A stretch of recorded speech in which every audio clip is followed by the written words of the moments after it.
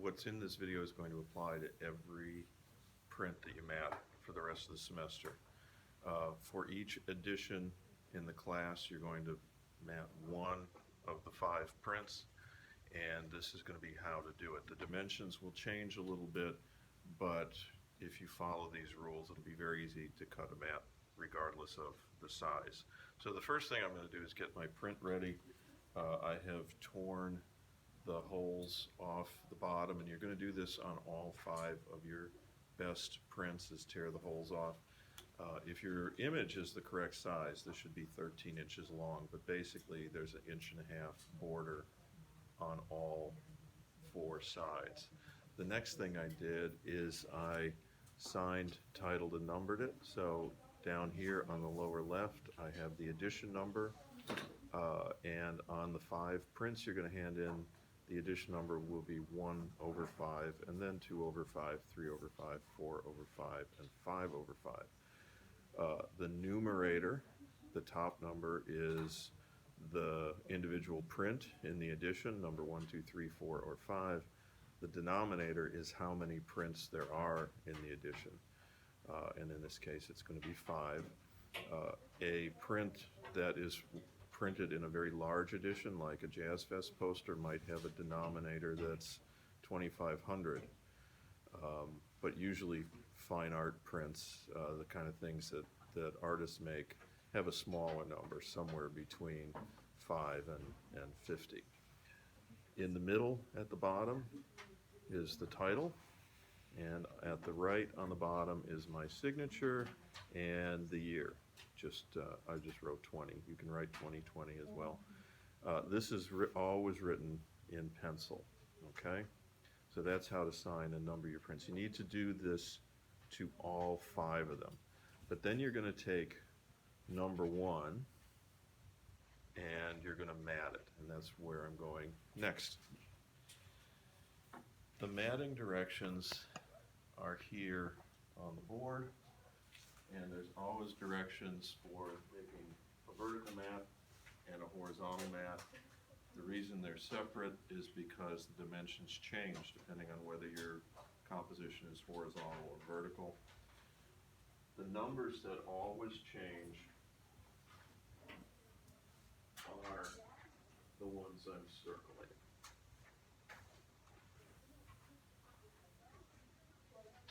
Those numbers change with the size of the image. So for this print, the image size is 8 by 10. For the next print, the image size is about 22 by 16, something like that. And so those dimensions change to accommodate that.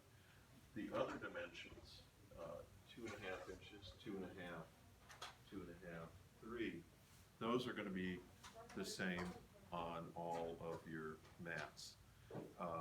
And that is the width of the border of the mat.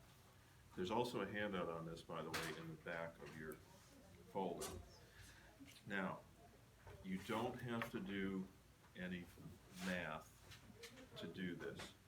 I have a piece of mat board here, and I started in the upper left-hand corner, and I measured down 2.5 inches and drew a line. Measured over 2.5 inches from the side, the left side, and drew a line. So that is the left side of my mat and the top of my mat.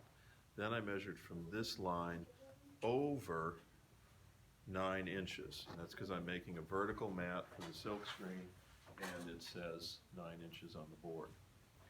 Then I measured from the line I drew here down 11.5 inches to make the bottom of the window. Again, that's indicated here. Then from the bottom, I measured down 3 inches. We always put a little extra mat at the bottom of a mat to give it a little visual weight, and then over 2.5. You never have to know how big the whole mat is in order to do this, okay? I drew this out on the front of the mat board in pencil. And by the way, the mat board is the thin material that you got in your pack from the Fevs. the thicker material with the foam inside is going to become your backing. You can cut this with a ruler and an X-Acto knife if you'd like to, or you can use the mat cutter if you'd like to cut this. Either one works just fine. But you cut out the window and you cut around here and you end up with a finished mat. So this is what it will look like, and it's 2.5 inches wide, 2.5 inches wide, 2.5, 3 at the bottom. Now, if you remember, for the first project, your image is 8 inches by 10, but this is 11.5 by 9. The reason is that we're leaving a little extra space on each side of the print and at the top, and even a little more space at the bottom, so that the border of your print is going to show, okay? Like this. Get that in there, so that there's going to be 1/2 inch on the top, 1/2 inch on the side, 1/2 inch on the other side, and 1 inch showing at the bottom where your signature and the title is, okay? After you have this cut, you want to trace it onto a piece of your foam core and cut a rectangle of foam core that's the same size. If you want, you can measure this and find out how big it is, but just tracing it allows you to skip that step. So I've just cut a piece of foam core that is the same size as the mat. And what I'm going to do then is attach my print to the backing and attach the mat to the backing, and the mat will be done. Any pencil lines that you drew on here, you need to erase, of course, before you put it together. Now, this little bit of printmaking paper I tore off is going to be useful because I'm going to make the hinges that attach the mat to the mat board or the foam core, and that attach the artwork to the foam core. Okay, 1, 2, 3, 4. I'm going to take 2 of them and fold them in half, okay, like that. The other 2 I'm going to leave flat.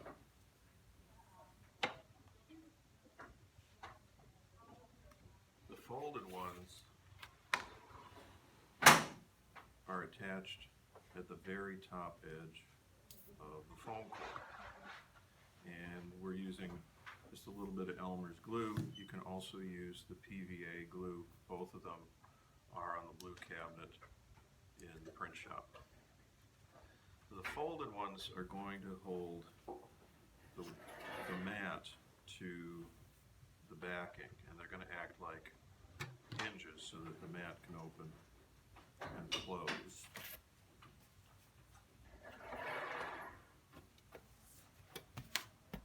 Like that, okay? And the fold needs to be just at the very top edge of the board.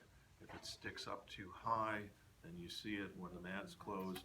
If it's too low, when you open the mat, it tears the hinge loose. Then I'm going to take some glue and put it on the other side of the hinge, just a little bit. Don't use your glue like you did when you were in kindergarten. Just a little bit. And then I'm going to take the top of the mat, the 2.5 inch wide part, not the 3 inch part.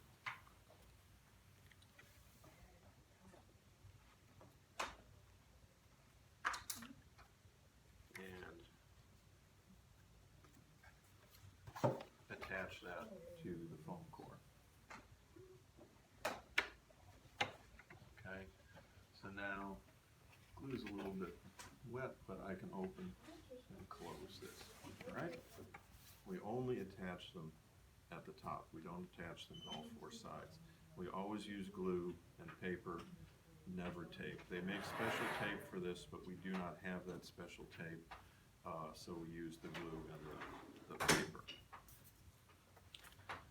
The next thing I'm going to do is attach 2 hinges to the back of my print. The idea is that these hinges can be simply cut off if the print needs to be taken out of the mat, and there's no harm to the print at all. You want to always mat or frame your work so that the artwork itself is not damaged if you ever take it out of the mat or the frame. So these are just attached to the back at the top, just like that, okay? And they're sticking up. What we're going to do then is put a little glue at the part that's sticking up on the back. This is the back of the print, front, back. Put a little glue here, a little glue here, and then I'm going to put that in the mat, and that will finish the job.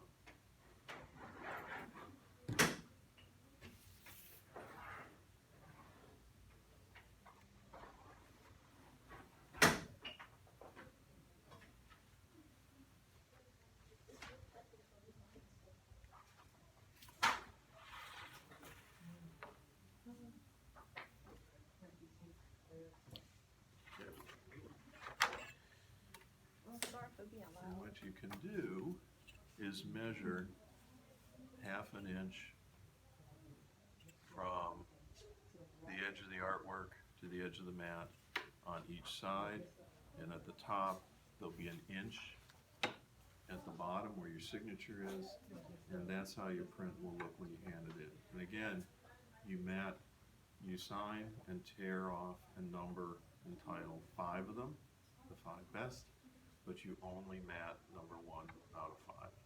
Okay? That's it.